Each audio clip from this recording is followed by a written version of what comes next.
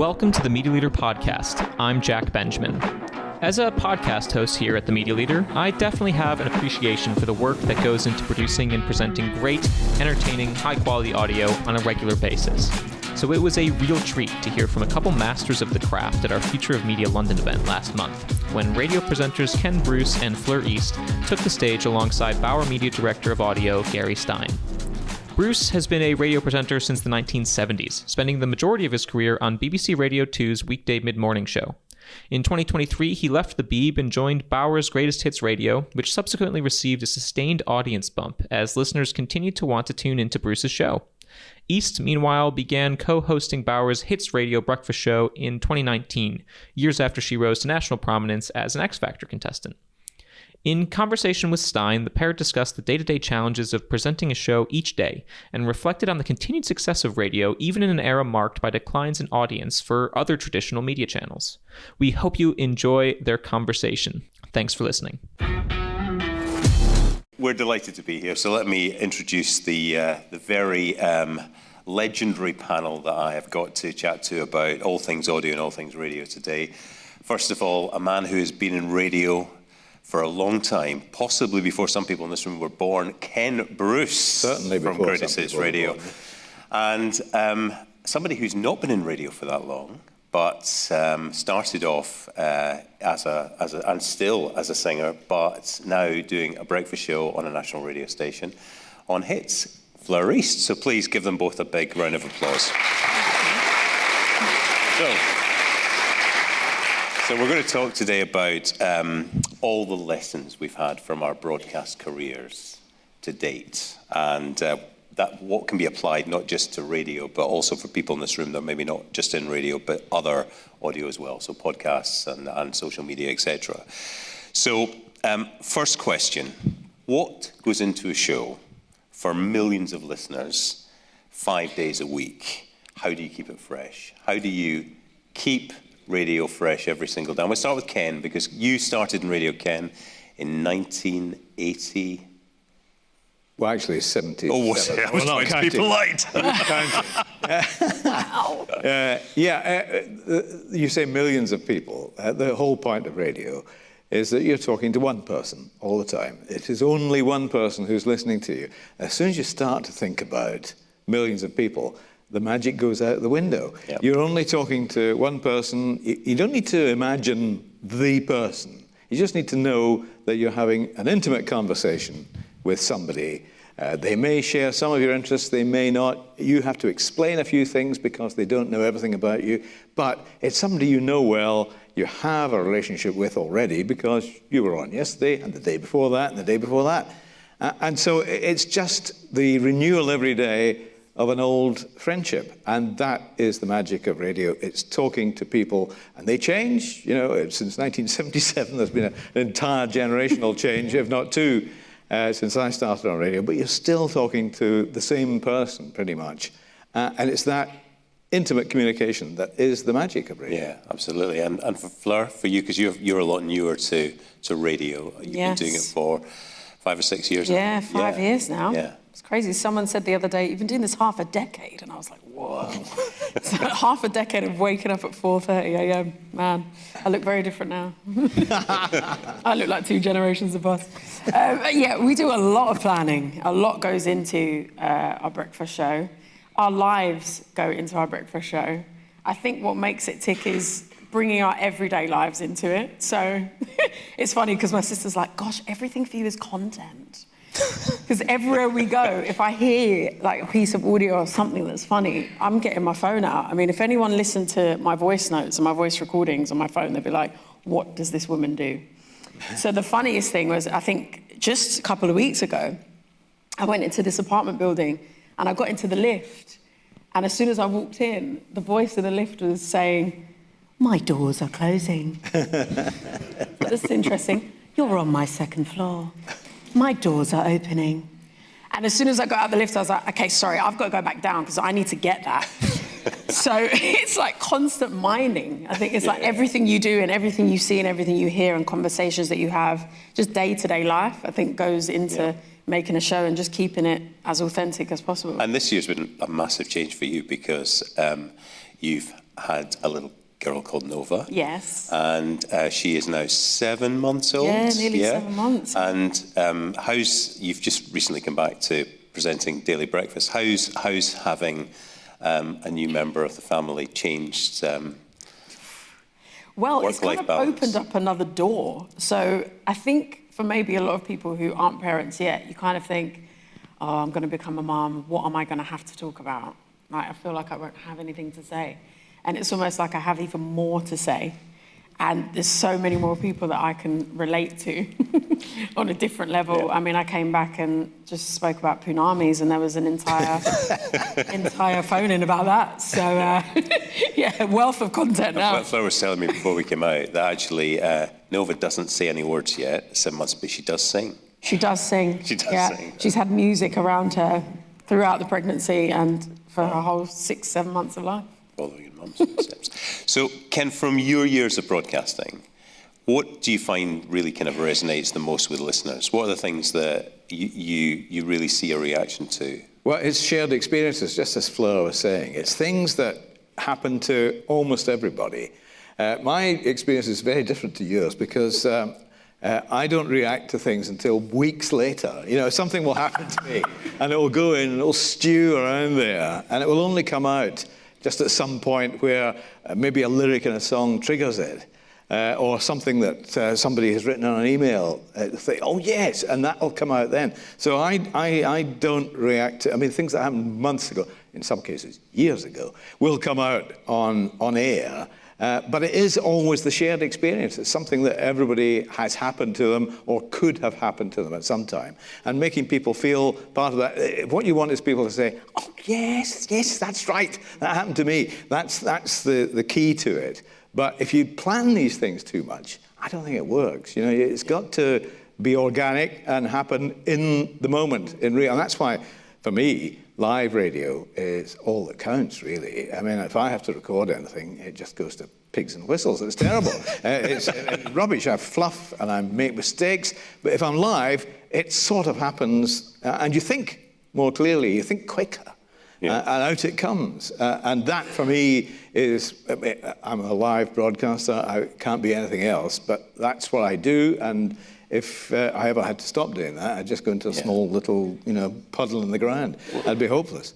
I think it's also one of the reasons that radio has endured so well over the years, because it is the difference, isn't it? That liveness is really important, and every day, that is, you couldn't record a breakfast show because it's so focused around what's going on in everybody's lives, but that sense of day, I suppose, as well.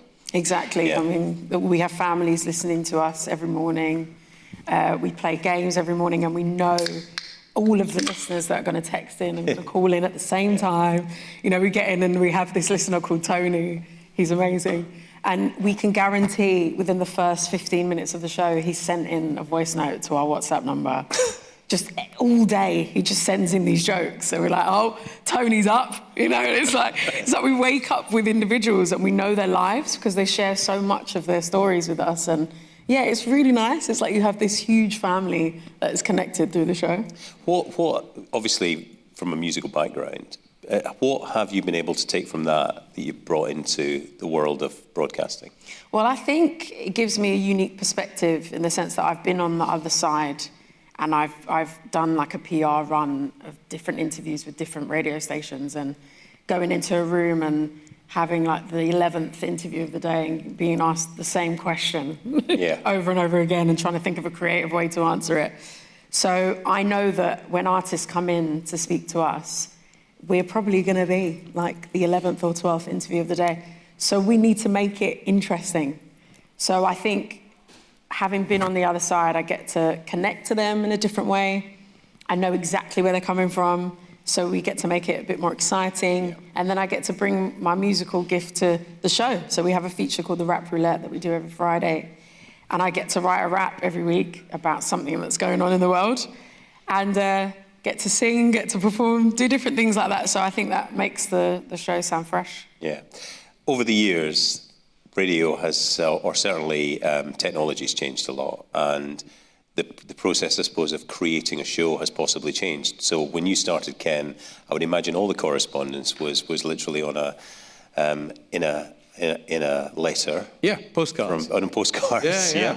When I started at Radio 2, there was no producer present in the room. There was you and a technical operator. And there was a box.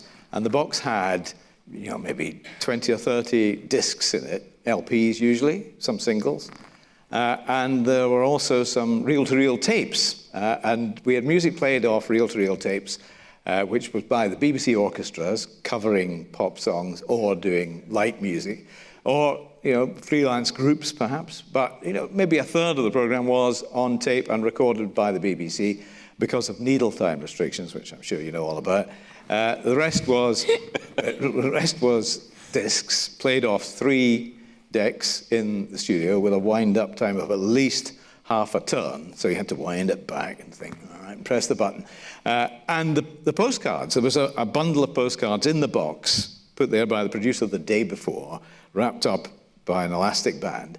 And you just read out bits from those and made a conversation out of it. But you knew that when you started a theme, it would be 3-4 days before you got a reply to that theme. Oh, yeah. So like today, you say something and it's, somebody's emailed you within 10 seconds. But no, you had to wait until Thursday after Monday before somebody responded. So you had to keep all these themes going at the time. And simply the physical act of changing the discs I couldn't do it now, I'm far too old for it. But you were doing something, 60s discs were 2 minutes and 40 seconds, if that. Some were 1 minute 34 in duration. So you were whopping them on, queuing them up, and then having to think about what you might say. So things are much, much easier now, and the response is so much quicker.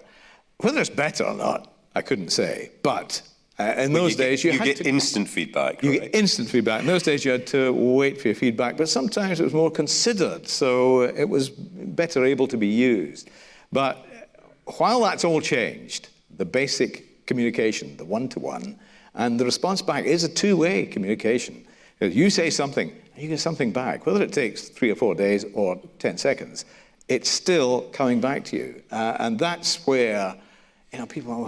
for years, people have been saying to me, radio's dead, dying, it's finished. Yeah. In the 70s, they were saying that to me, and I thought, well, no, I don't believe it is, because there's a person there. It's a human interaction. And while that remains, radio will always have some kind of life. Yep. And even I think the last 5 years since you've been presenting the breakfast show, things have changed as well, because it was a lot more phone calls. Now it's voice notes on WhatsApp. And I think you were the first person, I think, in Europe to do an AI sort of version of, you weren't there one morning, I think you were doing, was it this morning? I went on to GMB. GMB, yes. Yeah, and we decided a bit of stunt was in order, and there was an AI version of you doing the show, which they then got coverage on GMB, etc. Yes. But it didn't go down well with the audience. It didn't go down well. It required so many people as well to put together, because to try and get an AI version of a presenter to have banter with co-hosts and understand sarcasm and deliver things in the right tone and to have humour, things like that. It was really, really difficult. And James and Matt, who I do the breakfast show with, they were struggling. They were struggling to interact with this AI Fleur. She even got on the phone to my mum, nearly managed to fool my mum that it was me, until I think the second word that she said, and my mum was like, "You're not my daughter. Who is this?" And I was like, "Yes, Mum." She tried to flirt with my husband. She was quite successful, actually, for about a minute. I was like, babe, so what's going on here? But all in all, it was fun to do.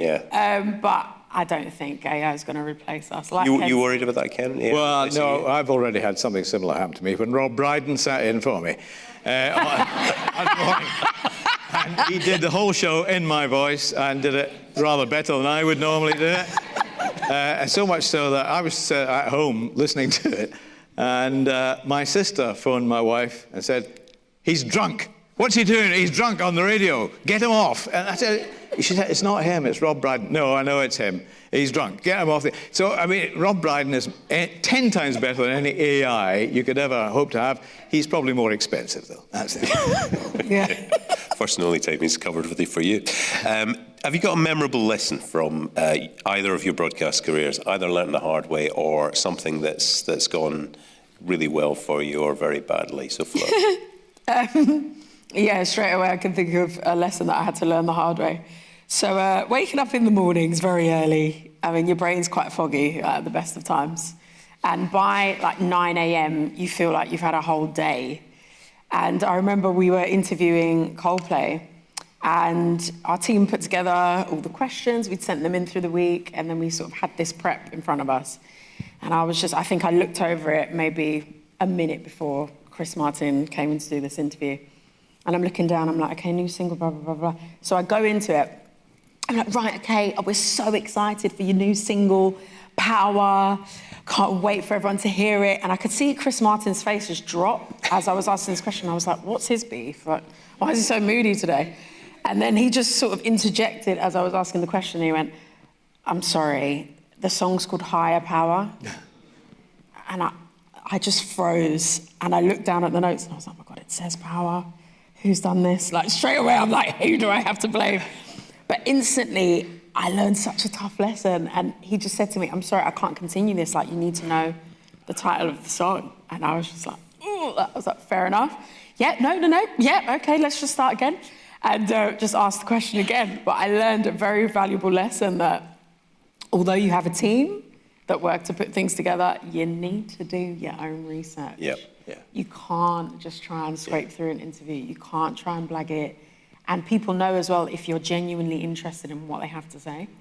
And so ever since then, I dedicate time to do my research. Although you obviously pulled it back because Chris Martin, after, I don't know if it was that interview, but then invited you to perform with him on stage. It was the subsequent interview after which I'd done so much research. Okay. I knew the album inside and out, and referenced one of the songs on the album. And after that, Chris, he did ask me to perform that song on stage with Coldplay, and that's what it led to. Amazing. Yeah, it was amazing. I think it was a bit harsh, really. You got half right, didn't you? I mean, you got Half right.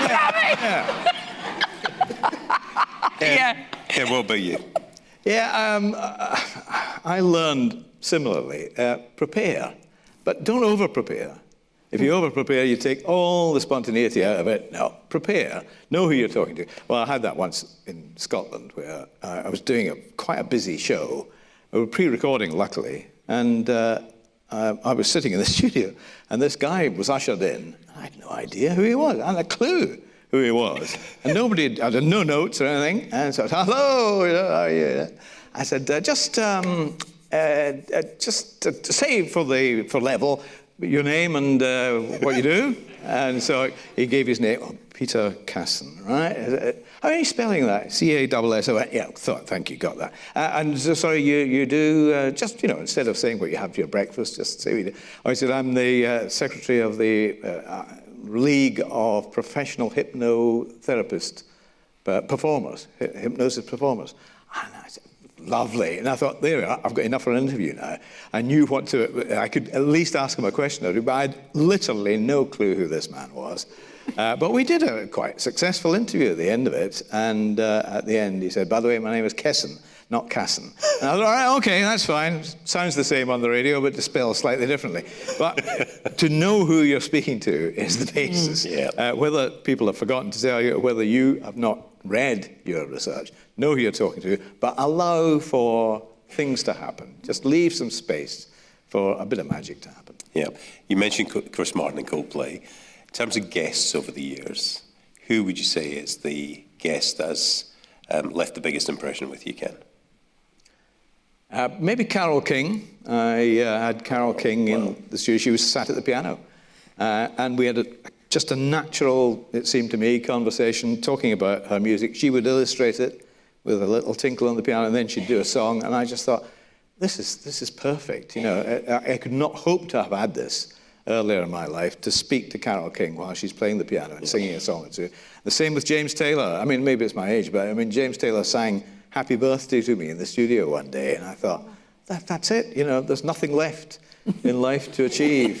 But earlier, way back in the 80s, I was on stage with Ella Fitzgerald, so that was probably the very peak. Whoa. Well, you can't get better. I don't know how you're going to beat. I don't think you can ask me the question. I mean, is there anybody since you've been? Yes, for me, I'd have to say Pink. I got to sit down with her and do a good 45-minute chat with her. And she, for me, was a huge inspiration growing up. And I remember listening to her, one of her singles, Family Portrait, shortly after my parents had split up. And I got to sit down with her face to face and explain that, oh my gosh, your album was like the soundtrack to my childhood. And I used to sing Family Portrait at family gatherings. And she was like, oh, I'm sorry. And she was just so down to earth and amazing. And yeah, all my family knew how much I love her. So they were just so excited for me that I got that opportunity. There was an amazing moment with the charity as well around that we did. And there was a great piece of social too. That's obviously big guests, big artists, but what about listeners? Any listeners over the years that have left a huge impression with you, Ken? I mean, you obviously have listeners on every day for the quiz that is Popmaster. And you have some... I think it's the moving things that stay with you the longest. I had a letter once from the father of a young policeman who'd been killed. And it was just one of the most moving things I'd ever read. It wasn't meant to be broadcast. He just written to say, I'm really missing our boy, and just wanted you to know that we were listening to you and enjoying the show in some way. And then we thought, would he mind if we read this out? Because it was such a moving thing. And he gave us permission. We read it out. And it wasn't so much that I was in any way involved, because I wasn't really, but it was the fact that he had got so much comfort from listening to the radio, just on a daily basis, nothing specific to him. But just listening to the radio, he'd got a huge amount of comfort. And these are the moments that kind of stick with you. And you think, it's not just rabbiting away on the radio and playing bits of music. There is something else going on. And that's where you feel the real power of it. And it's, in many ways, a privilege to be able to be part of that. Yeah, no, I think you underestimate sometimes the power of that relationship you have with the listener. Fleur? Yeah, I think for me, it's similar to Ken, that you always remember when you've had an emotional impact on someone. And I think in particular during the pandemic, we spoke to so many people because we were sort of that comfort and that connection that they had to the outside world when we were all locked down. And we spoke to one particular listener called Elise, and she was running a local deli, and we used to talk to her every single morning. She'd send in pastries and things like that into the radio station, lovely treats. And then during the pandemic, she had to close the deli down. And we were talking to her throughout that whole experience, and her husband and her children. And she just kept saying, you're bringing me through this time. You bring me so much joy listening to you guys every morning. And we've been through that whole career change that her and her family had to go through. So yeah, things like that, connections and relationships like that mean so much to us and to them. Yeah, and I think because everybody was going through it at the same time and together, and remote broadcasting and everything else. So potentially walking into a slight landmine with this one, but let's talk bosses. Have you ever heard a piece of advice that's stuck with you, maybe for the right reasons or maybe for the wrong reasons? There was one time that Gary said, no, no, I'm going to, talk about Paul Gerard. We got Paul Gerard, my boss, who you're the boss of. He said to me when I first started The Breakfast Show, just be your authentic self. Because I think I didn't really know what radio meant when I stepped into it. I was like, do I have to be this presenter? Do I have to put on this voice? How do I present the content to everybody listening? Yeah. And he just said, no, just tell your stories. As if you're talking to your friends in a pub around the table. And as soon as I kind of dropped that shiny, presenter voice, I felt that I connected with people a lot more. I felt like I didn't have to think about what I was doing. And like Ken said, you just left room for things to be spontaneous and just kept things real. Yeah. And that's the best part of advice. That's really good advice. And Ken, I'm sure you've had plenty of bits of feedback over the years from various controllers and... it's more the way you react to bosses, I think, that's the important thing. Very, very important to say, great idea. What you must never say is, which is what I have said once before, I've learned the lesson, you must never say, we tried that 20 years ago, it didn't work then. So I've never said that to you, Gary, have I? You haven't. Yet. Not yet, but you will. Okay, can we finish on, because the clock is flashing, can we finish on a career highlight, right? Something that you've been incredibly proud to have been involved in. And this obviously, if you look back over your whole career of broadcasting, and it's really hard this, but just say one thing, Ken. Apart from Ella Fitzgerald, which was a high, doing the Olympics, the Seoul Olympics in 1988, I was hideously ill-equipped to do it, but I had a great time. It was a real privilege, and I worked alongside these fantastic sports broadcasters who just, I'd take my hat off to them. They were fabulous. Amazing. But yeah, what a moment. Great to be there. I thought you were going to say Eurovision Song Contest. No. Fleur. I think for me it was during the pandemic and when the Black Lives Matter movement was being discussed everywhere, and we decided to use the rap roulette to put the message across. And I did that rap roulette, and after that, I think because it was in lockdown and everybody was together, so many schools were using the rap roulette to teach the children about Black Lives Matter in various schools.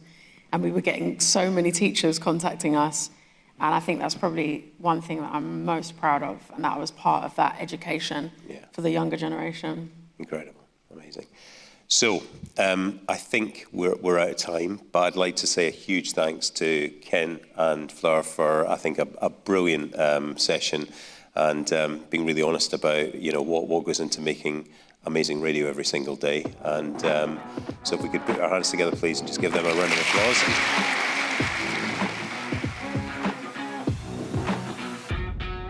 Thank you for listening to the Media Leader podcast. You can find and listen to all our episodes on our website at themedialeader.co.uk or wherever you get your podcasts. But just remember, please do subscribe to be notified when we release our next episode. From all of us at the Media Leader, I'm editor Omar Oakes. Our executive producer is Jack Benjamin.